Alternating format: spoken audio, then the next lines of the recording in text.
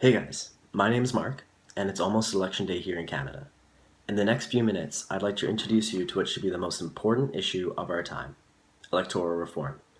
I will explain how our voting system misrepresents us, why it does so, and what we can do about it.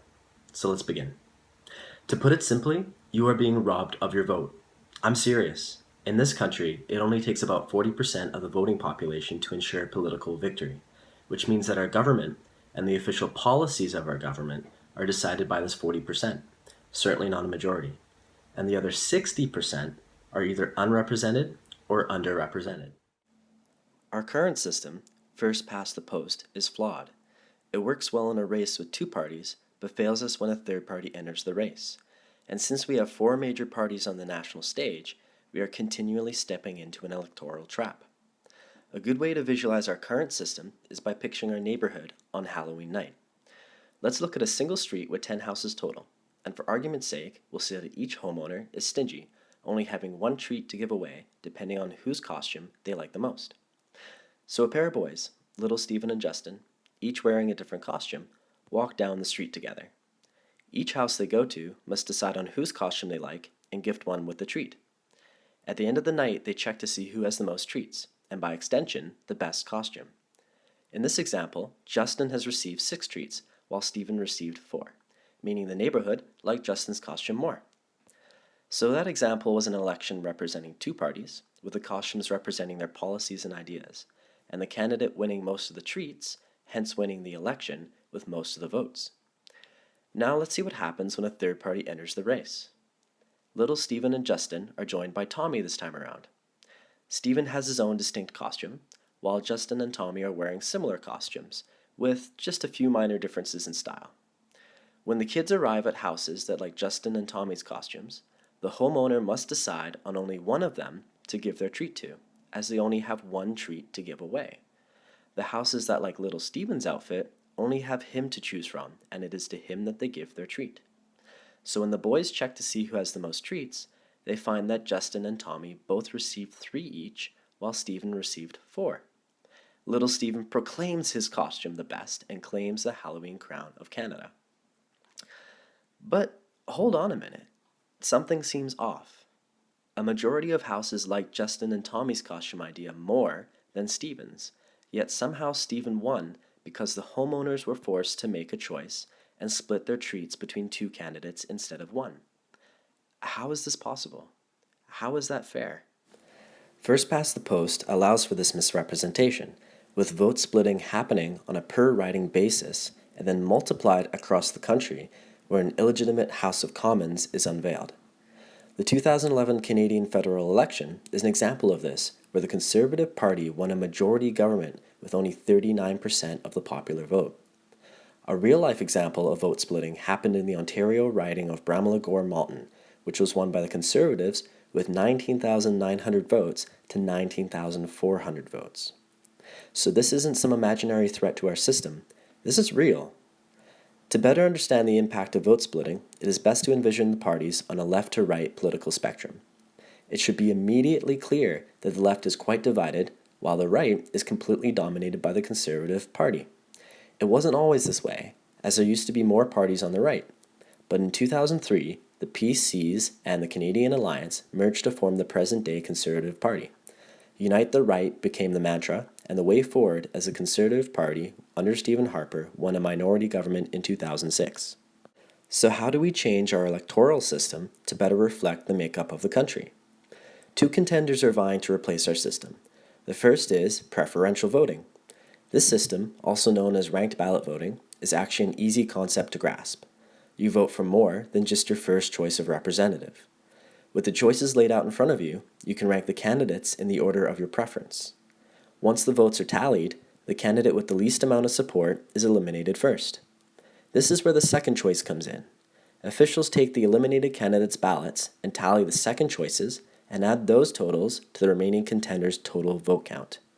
Consecutive elimination rounds are held until a clear winner emerges, holding a majority of the vote.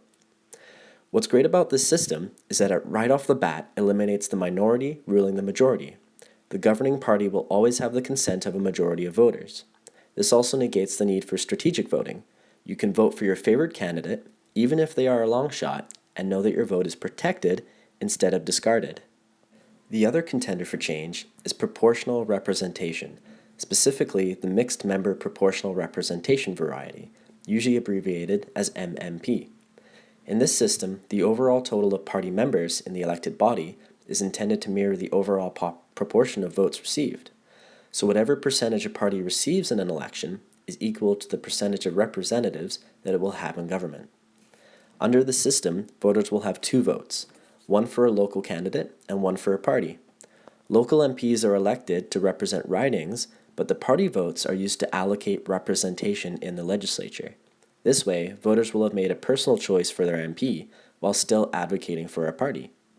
In order to construct the proportionality in the legislature, MPs will be selected to fill these vacancies, usually from an open ballot. The main outcome of this system is that a party's strength in the Commons would be proportional to its share of the vote on a provincial basis. I would actually advocate a combination of both preferred voting and MMP. It's quite simple. MMP would act as the main structure of our voting system, ensuring proportionality in the House of Commons.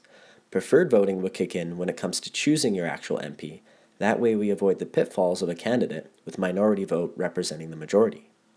This system delivers on two premises. One, that you should vote your conscience, and two, that every vote counts.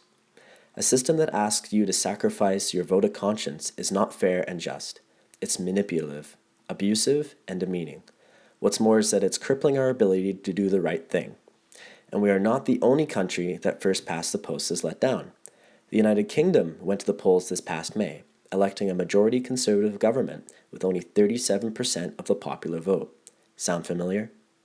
The UK actually held a referendum in 2011 to change their voting system, but it failed to garner the support it needed in what has been called a bad-tempered and ill-informed debate. And that's important to note too, is that maybe choosing an electoral system shouldn't be by referendum, as a vote obviously rewards the incumbent system, as people are likely to stay with what they know instead of accepting change. This was never more evident than in the 3 referendums held here in Canada on provincial electoral reform. British Columbia actually held 2 referendums after the first vote garnered 57% support, 3 percentage points short of the 60% mandate needed to pass. Ontario also held a referendum in 2007, but it failed to achieve the votes needed. Prince Edward Island is next to attempt provincial electoral reform, with the question most likely being posed in 2016. But it isn't likely to pass, as it will fall victim to the same issues as before. So where does that leave us with federal electoral reform? Stephen Harper and the Conservatives have pledged their full support to keeping first past the post, and have stated their intention to introduce a law ensuring any future changes comes only by a referendum. This is important to keep in mind, as it more or less kills any chance of reform, as we saw with British Columbia and Ontario. If elected, Justin Trudeau and the Liberals have pledged to create a parliamentary committee to study alternatives to first past the post, and revamp our entire election process. However, they are partial to ranked ballot voting. Under Thomas Mulcair, the NDP has pledged to move the country to MMP, ensuring voters that a system of proportional representation is one of their top priorities. It's unfortunate that electoral reform has come to be politicized in this way, with each party ultimately supporting a system that bolsters their power. Another sad truth is that there are voters who are perfectly content with our unfair system because they view it as an advantage to their chosen party. I know this as I've talked to so many about the issue. Perhaps an independent body should be tasked with creating our electoral system. Whatever it comes down to, change is desperately needed if we want to have true representation in the Commons. So please, vote this upcoming election. I did not aim to be partisan with this video, but I now feel that I have to. I'm passionately concerned for our rights as Canadians to have fair and free elections, and it is clearly the Liberals and the NDP that are fighting for us in this regard. But let's avoid the vote splitting this year. It's what kills our voice and allows illegitimate MPs to speak for us in the Commons. This year, we need to be strategic by ensuring that the MP, Liberal or New Democrat, with the most support in your riding wins, so that vote splitting does not occur. I would love nothing more than for you to be able to vote your conscience, but as you can see now, our system actually punishes us for doing so. Green Party supporters, consider another choice this year to ensure a green choice the next. Conservative supporters, have a good think. What if the shoe was on the other foot and your parties were being sidelined. Is that a Canada you want to be a part of? If you want to know more about what we've just gone over, I made a more detailed video which you can also check out. There are many websites you can look up, but first register to vote at elections.ca and then check out votetogether.ca to see how your community is voting, and join me in ensuring that every vote going forward is a vote of conscience, and most importantly, that every vote counts. Thanks for listening. Vote October 19th for the future of Canada.